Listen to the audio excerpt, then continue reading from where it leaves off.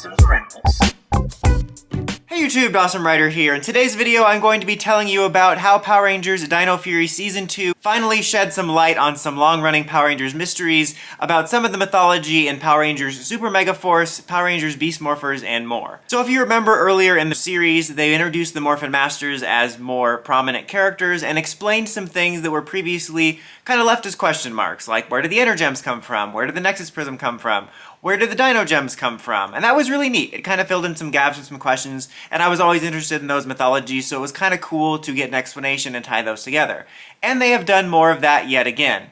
In the recent episode, Power Rangers Dino Fury Season 2, Episode 15, which is aired internationally as of this recording, it will be hitting Netflix in the US on the 29th. They had an episode in which they explained some of the mysteries from Super Megaforce and Beast Morphers. So the context of this was, we find out that the Green Morphin Master has been interfering with human and ranger events for some time. The other Morphin Masters look down on this and they don't want her doing it because they're trying to keep a low profile and they don't want to interfere with human and ranger events because I guess they're being hunted and they're trying to, keep a low profile. But the Green Morphin Master has been ignoring that, and she's been helping. And they show a bunch of clips of various events that she's assisted on, which include things like the Legendary Battle, Reviving Steel, and Beast Morphers Dino Team Up. And as far as I can tell, they don't go into great detail and explain every little facet of how she was involved. It just kind of gives a general swipe of hey, she was involved in this.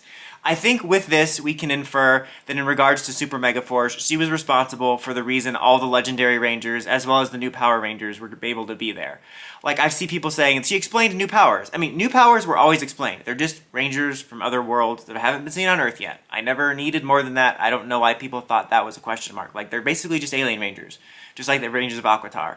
But I think that explains why those Rangers were transported to Earth to help, and it explains why the Legendary Rangers were there. I'm going to presume that she's the reason that those that were repowered weren't, and she also, teleported them there for the battle, because that was one of the big questions people had, how did they get their powers? Because so many Rangers lose their powers in Power Rangers. I mean, I think it's really cool we get an explanation for that, and it's kind of more concrete. I mean, I always wanted to know, but I didn't necessarily need to know, only because there is such a large gap in time, and we have seen that in multiple different ways, Rangers are able to get their powers back, but it's still cool to know. It still brings up other various questions, like how can Billy morph? And, questions about, wasn't Turbo there, but maybe it was the Turbo Rangers, because, Turbo's roster is split up between Zeo and Space, depending on which era you're doing. So you still have all kinds of little questions, but a lot of this stuff is kind of easy to headcanon unless we get clearer answers later. But so I think she was responsible just for the Rangers being there and possible powers being back. I don't know if they showed any footage of Ranger Keys. You could maybe, if you wanted to, infer that she helped with the Ranger Keys and create the Ranger Keys with Gosei or something like that. I'm going to personally believe that she was responsible for Troy's dreams. I think that would make a lot of sense. I think until if we ever get any more detailed confirmation, I'm just going to assume any of the questions from Super Megaforce could be tied back to the Green Morphin Master's interference.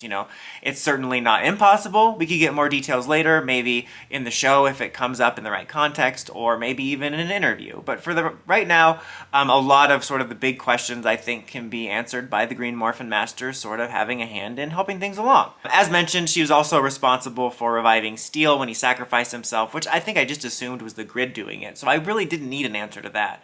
I still need an answer why we couldn't have kept Robot Steel. He was so much cooler. I mean, I get he wanted to be human, but shouldn't the message be, you should be fine being yourself? Be myself. What kind of garbage advice is that? The explanation, which I thought was pretty cool, was it basically explained that she was the reason that Meteor Power Coin found its way to Devon, that ultimately found its way to bringing Jason to him for the Dino Team Up, and presumably the reason why he was able to port the Dino teams there to help him.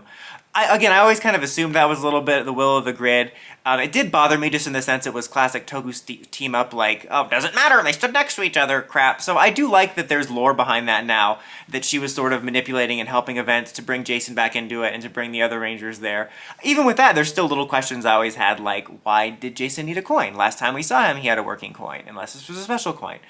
You're always going to have questions like that, almost in any mythology, but it's not a question that I'm going to be upset over. I'm still upset over the way the team-up went, because I'm tired of team-ups, but I'm really glad we have these lore explanations. I think it's really neat. I also think it's worth noting that, Power Rangers very often has throughout its whole history, not just this recent era, moments where you kind of have lore that's kind of unexplained or you kind of have to fill in the gaps on your own. And also it's worth noting that Sentai very often has unexplained, terribly explained mythology as well. I mean, there's been cases where they're like, oh, the powers come from the Earth's hope. That means nothing. You just said nothing. Honestly, the new powers was a better explanation than that. And I really appreciate that Dino Fury has been doing this, honestly. Some of them, like, I didn't feel like I needed answers for, but I'm glad we got them. Like the Dino Gems. I didn't necessarily need to know where those came from. I felt like I was satisfied enough with what we heard in the series. But I think it adds an extra layer of why they're there. I mean, it does also, again, raise more questions. I'm like, how come the Inner Gems and the Nexus Prism are almost like these supercomputer ranger powers that can make entire ranger systems based off of touching something? But the Dino Gems needed Haley and Tommy's help. But again, that's just fun to kind of think about. So that was one I didn't necessarily need one for. I didn't necessarily need to know about the Green Morphin Master bringing the Rangers there for Super Megaforce, but I think it's neat. I think it's a neat lore expansion. I like that they kind of care enough to sort of clean up these things, and it makes this whole last era feel more interconnected.